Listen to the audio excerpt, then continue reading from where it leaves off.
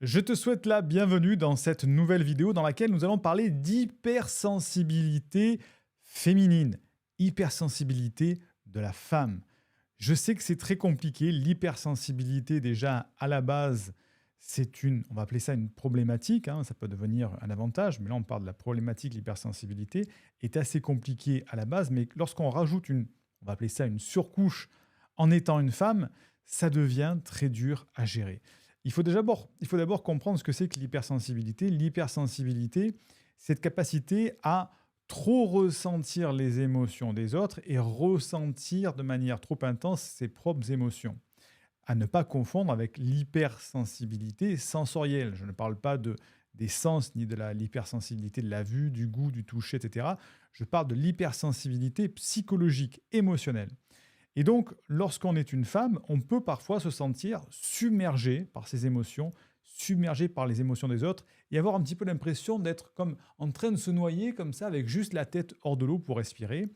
Et ça peut amener à des situations assez compliquées de perte de confiance en soi, de surstimulation émotionnelle qui va t'amener justement à ne plus arriver à gérer tes émotions et donc avoir une sorte de yo-yo émotionnel avec des émotions positives mais qui retombent de suite dans des affres d'émotions négatives.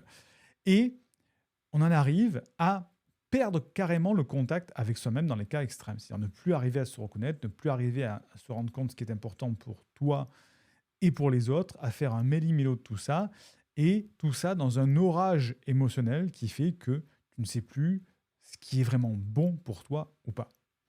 C'est compliqué, je le sais, nous à l'université des hauts potentiels, on reçoit beaucoup de femmes hypersensibles qui viennent consulter, et c'est une problématique qui est sous-estimée par rapport aux dégâts que ça peut apporter. Et c'est la raison pour laquelle on a décidé de réaliser une formation en direct à laquelle je t'invite, une formation offerte qui aura lieu donc ce jeudi. Je vais d'ailleurs te montrer ici, c'est où, c'est ici, voilà, hop, voilà, la page pour ton inscription, c'est juste en dessous de la vidéo en description ou dans les commentaires épinglés, si tu regardes en podcast. C'est une formation offerte ce jeudi à 20h, heure de Paris, dans laquelle je vais t'expliquer comment te faire comprendre et t'épanouir avec ton hypersensibilité féminine. C'est une formation enregistrée en direct. Moi, j'aime bien faire ça de temps en temps. Ça amène beaucoup plus d'interactivité. Ça te permet de répondre aux questions en direct. Et toi, ça t'apporte du contenu qui est vraiment de forte valeur. Donc, on va voir ce qu'on ne te dit jamais pour sortir du stress et de la nuit noire de l'âme lorsqu'on est une femme au potentiel.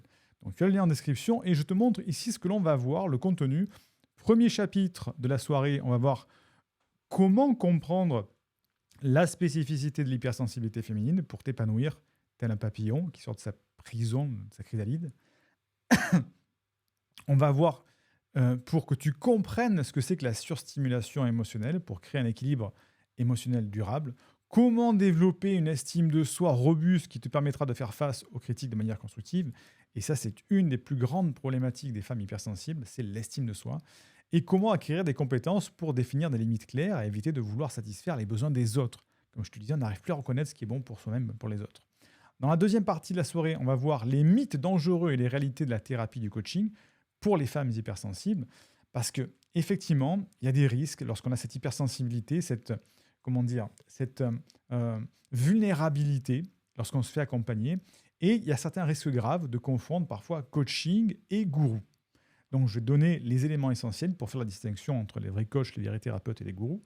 Pourquoi la thérapie et le coaching ne sont pas réservés aux problèmes graves? Parce que parfois, lorsqu'on est une femme hypersensible, on se dit, bon, en fait, la thérapie et le coaching, c'est vraiment pour ceux qui sont en dépression profonde, qui ont des problèmes graves.